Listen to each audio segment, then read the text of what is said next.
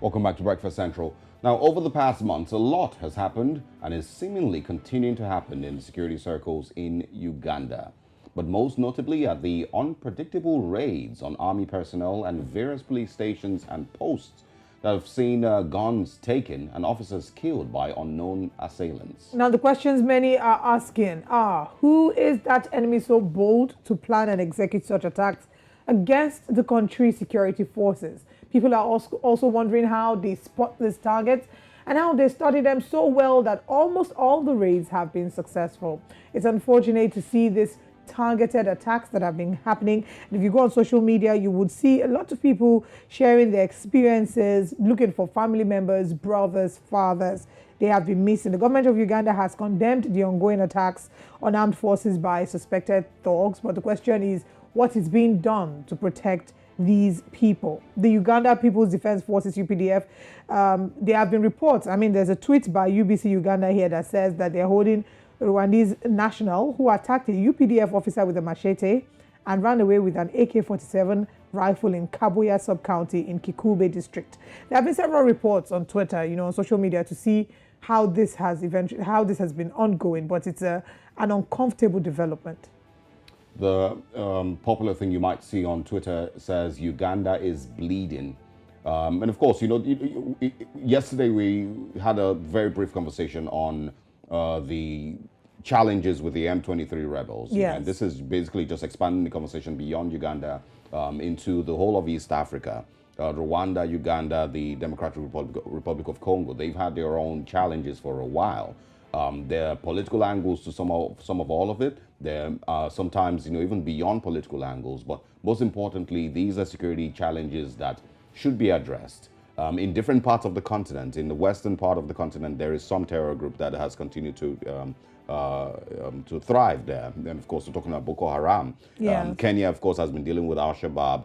The DRC, I wouldn't necessarily call M23 a terrorist organization. They call themselves freedom fighters. But there's so much of these security conversations that need to be had.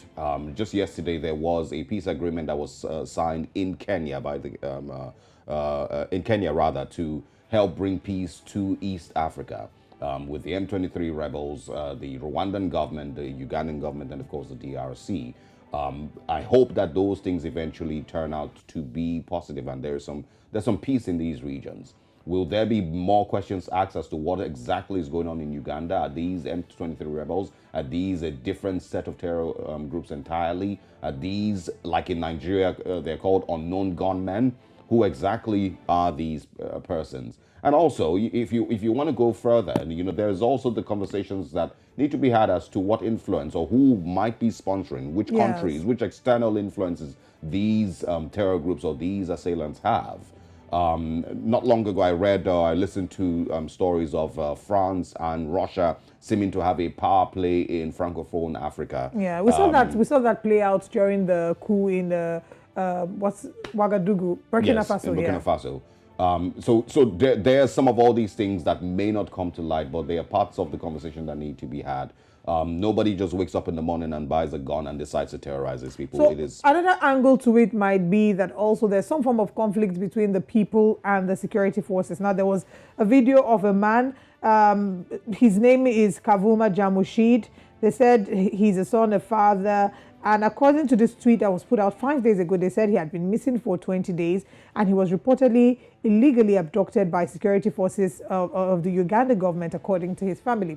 So it might seem that in some way there are angles to this that might be in some way pointing hands at the fact that there is some form of discord between the security forces and the civilians as well.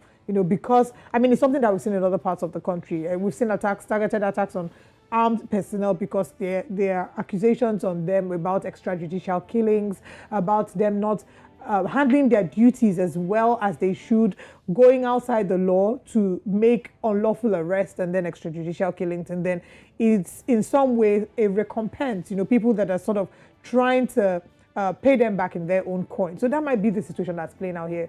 We don't know. Now, unfortunately, earlier this year when Kampala got hit in the twin bombing, security operatives and the entire public were encouraged to be keener on security.